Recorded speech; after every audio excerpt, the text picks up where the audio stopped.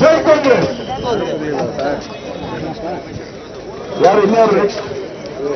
बोलो राहुल गांधी की, बोलो कांग्रेस पार्टी की. ಯಾತಕ್ಕಾಗಿ ಹೋರಾಟ, ಯಾತಕ್ಕಾಗಿ ಹೋರಾಟ, ಎಲ್ಲಿಯವರೆಗೆ ಹೋರಾಟ, ಸಂವಿಧಾನ ಭಾಗವಾಗಿ ಜಿಂದಾಬಾದ್ ಜಿಂದಾಬಾದ್.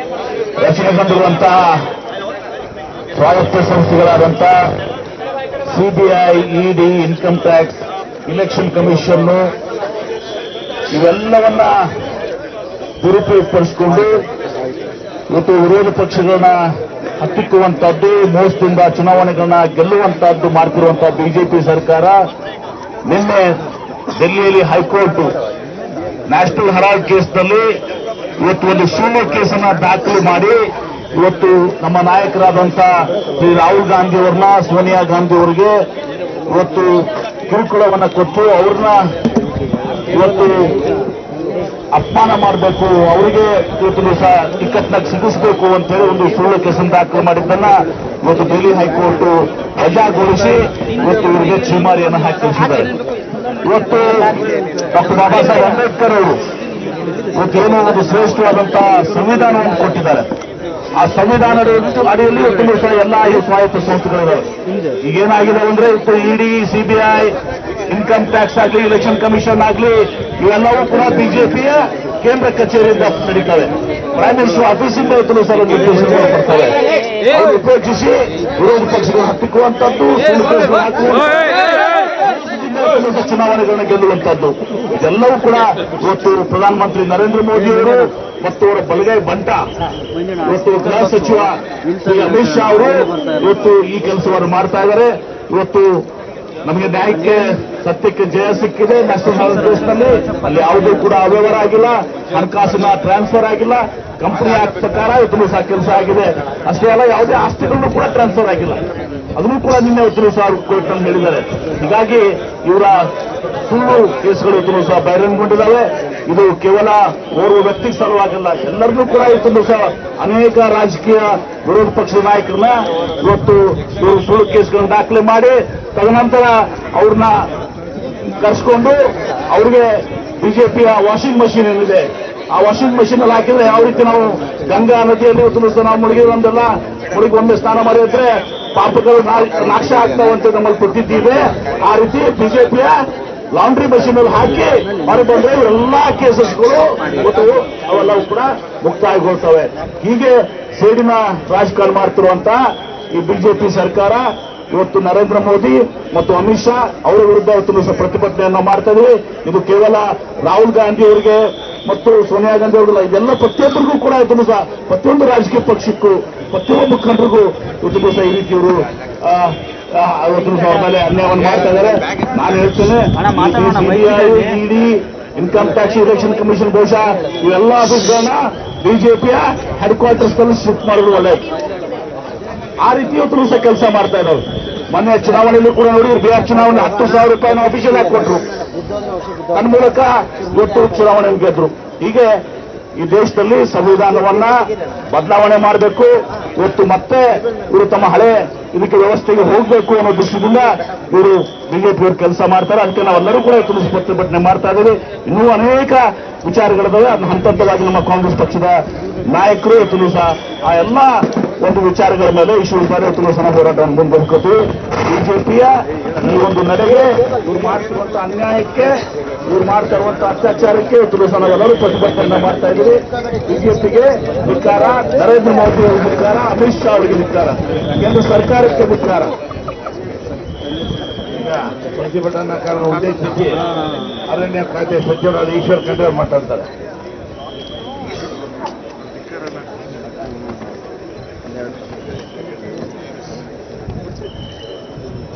ಇವತ್ತು ಕೇಂದ್ರದ ಜನವಿರೋಧಿ ಬಿಜೆಪಿ ಸರ್ಕಾರ, ಈ ಸರ್ಕಾರದ ಸರ್ವಾಧಿಕಾರಿ ಧೋರಣೆ, ಇವರು ಅಧಿಕಾರಕ್ಕೆ ಬಂದ ನಂತರ ಎಲ್ಲಾ ಸ್ವಾಯತ್ತ ಸಂಸ್ಥೆಗಳನ್ನು ದುರುಪಯೋಗ ಮಾಡಿಕೊಂಡು ಪ್ರಜಾಪ್ರಭುತ್ವ,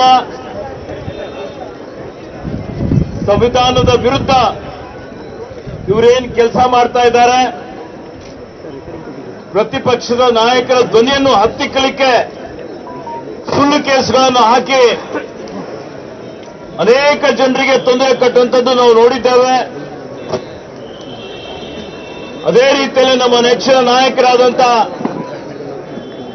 ಶ್ರೀಮತಿ ಸೋನಿಯಾ ಗಾಂಧಿಯವರು, ರಾಹುಲ್ ಗಾಂಧಿಯವರ ವಿರುದ್ಧ, ಮಾನ್ಯ ಮಲ್ಲಿಕಾರ್ಜುನ್ ಖರ್ಗೆ ಅವರ ವಿರುದ್ಧ ನ್ಯಾಷನಲ್ ಹೆರಾಲ್ಡ್ ಕೇಸ್ನಲ್ಲಿ ಸುಳ್ಳು ಕೇಸನ್ನು ದಾಖಲೆ ಮಾಡಿ ಇವತ್ತವರು ಕೋರ್ಟಿಂದ ಇದು ಸುಳ್ಳು ಅಂತ ಹೇಳಿ ಸಾಬೀತಾಗಿದ್ದಂಥದ್ದು ನಾವು ನೋಡಿದ್ದೇವೆ.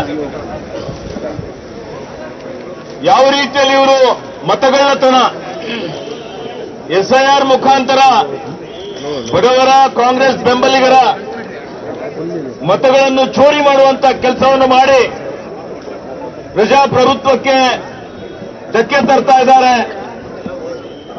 ಬಾಬಾ ಸಾಹೇಬ್ ಅಂಬೇಡ್ಕರ್ ಅವರ ಏನೇನು ಆಶಯಗಳಿದ್ದು ಅದರ ವಿರುದ್ಧ ನಡ್ಕೊಳ್ತಾ ಇದ್ದಾರೆ. ಅದರ ಜೊತೆಯಲ್ಲಿ ಇವತ್ತೇನು ನಮ್ಮ ರಾಷ್ಟ್ರಪಿತ ಮಹಾತ್ಮ ಗಾಂಧೀಜಿಯವರು ಅವರ ಹೆಸರಿನಲ್ಲಿ UPA ಸರ್ಕಾರ ಸಮಾಜದಲ್ಲಿರುವಂತಹ ಕಟ್ಟ ಕಡೆ ವ್ಯಕ್ತಿಗೂ ಕನಿಷ್ಠ 100 ದಿವಸ ಉದ್ಯೋಗ ಸಿಗಬೇಕು ಅಂತ ಹೇಳಿ ಮನ್ರೇಗಾಯನ್ನು ಜಾರಿಗೆ ತಂದಿದ್ದಂಥದ್ದು. ಆ ಮನ್ರೇಗದ ಸಂಪೂರ್ಣ ಅದನ್ನು ಬದಲಾಯಿಸಿ ನಿನ್ನೆ ಲೋಕಸಭೆಯಲ್ಲಿ ಒಂದು ಮಸೂದೆ ಮಂಡನೆ ಮಾಡಿದ್ದಾರೆ.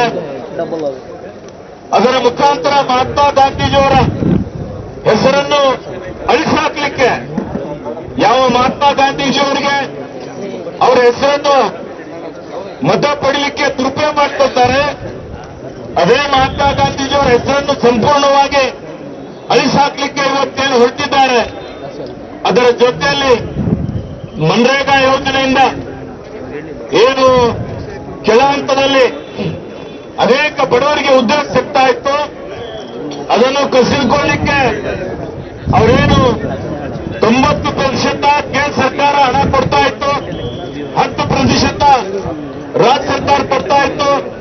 ಅದನ್ನು ಬದಲಾಯಿಸಿ ಈಗ 40% ರಾಜ್ಯ ಸರ್ಕಾರ ಹಣ ಕೊಡಬೇಕು ಅಂತ ಹೇಳಿ ರಾಜ್ಯದ ಮೇಲೆ ಹೊರೆ ಹಾಕಿ ರಾಜ್ಯದ ಎಲ್ಲಾ ಸಂಪತ್ತನ್ನು ಕೊಳ್ಳೆ ಹೊಡೆದು ಇವತ್ತು GST ಮುಖಾಂತರ, ಇತರ ತೆರಿಗೆಗಳ ಮುಖಾಂತರ ಲಕ್ಷಾಂತರ ಕೋಟಿ ರೂಪಾಯಿ ಕೇಂದ್ರ ಸರ್ಕಾರ ಇವತ್ತು ಪಡೆದು ಇವತ್ತೇನು ರಾಜ್ಯಗಳಿಗೆ ಒಂದು ರೀತಿಯಲ್ಲಿ ದುರ್ಬಲ ಮಾಡಿ ಅವರು ಹೋಗಿ ದಿವಾಳಿ ಹೇಳಬೇಕು ರಾಜ್ಯ ಸರ್ಕಾರಗಳು. ಅದರ ಮುಖಾಂತರ ಒಕ್ಕೂಟದ ವ್ಯವಸ್ಥೆಗೆ ಧಕ್ಕೆ ತಂದು ಅವರೇನು ಸರ್ವಾಧಿಕಾರಿ ಧೋರಣೆ ನಮ್ಮ ಕೈಯಲ್ಲಿ ಎಲ್ಲ ಅಧಿಕಾರ ಕೇಂದ್ರೀಕರಣ ಮಾಡಬೇಕು ಅನ್ನುವಂತಹ ರೀತಿಯಲ್ಲಿ ಈ ಮನ್ರೇಗಾವನ್ನು ಸಂಪೂರ್ಣವಾಗಿ ಅವರು ಬದಲಾಯಿಸಲಿಕ್ಕೆ ಹೊಂಚು ಹಾಕಿದ್ದಾರೆ. ಹೀಗಾಗಿ ಅವರೇನು ಆಲೋಚನೆ ಇದೆ, ಅವರೇನು ಸಂಕಲ್ಪ ಮಾಡಿದ್ದಾರೆ, ಇಡೀ ದೇಶದಲ್ಲಿ ತಾವು ಮಾತ್ರ ಆಡಳಿತ ನಡೆಸಬೇಕು ಅಂತ ಹೇಳಿ ಅಧಿಕಾರ ದಾಹದಿಂದ ಯಾವ ಮಟ್ಟಕ್ಕೂ ಕೇಂದ್ರದ ಬಿಜೆಪಿ ಸರ್ಕಾರ ಇಳಿತದೆ. ಹೀಗಾಗಿ ನಮ್ಮ ನಾಯಕರಾದಂತಹ ರಾಹುಲ್ ಗಾಂಧಿ ಅವರು, ಖರ್ಗೆಜಿಯವರು ಅವರ ವಿರುದ್ಧ ಹೋರಾಟ ಮಾಡ್ತಾ ಇದ್ದಾರೆ. ಲೋಕಸಭೆಯಲ್ಲಿ ಇಡೀ ರಾಜ್ಯದಾದ್ಯಂತ ಈ ಹೋರಾಟ ನಡೀತಾ ಇದೆ. ನ್ಯಾಯ ಸಿಗುವವರೆಗೆ ಈ ಹೋರಾಟ ಮುಂದುವರಿಯುತ್ತದೆ. ಅವರೇನು ಇವತ್ತು ಇಡಿ, CBI, ಚುನಾವಣೆ ಆಯೋಗ ಅಷ್ಟೇ ಅಲ್ಲ, ನ್ಯಾಯಾಂಗದಲ್ಲಿ ಸಹಿತ ಹಸ್ತಕ್ಷೇಪ ಮಾಡಲಿಕ್ಕೆ ಅವರು ಹೊರಟಿದ್ದಾರೆ. ಇದರಿಂದ ಮುಂಬರುವಂತಹ ದಿನಮಾನಗಳಲ್ಲಿ ಇಡೀ ದೇಶದ 140 ಕೋಟಿ ಜನರಿಗೆ ಮಾರಕ ಆಗುವಂತದ್ದಿದೆ. ಇದರ ವಿರುದ್ಧ ಜನಜಾಗೃತಿ ಮೂಡಿಸಿ ಹಳ್ಳಿಯಿಂದ ದಿಲ್ಲಿವರೆಗೆ ಹೋರಾಟ ಮಾಡಬೇಕಾಗಿದೆ.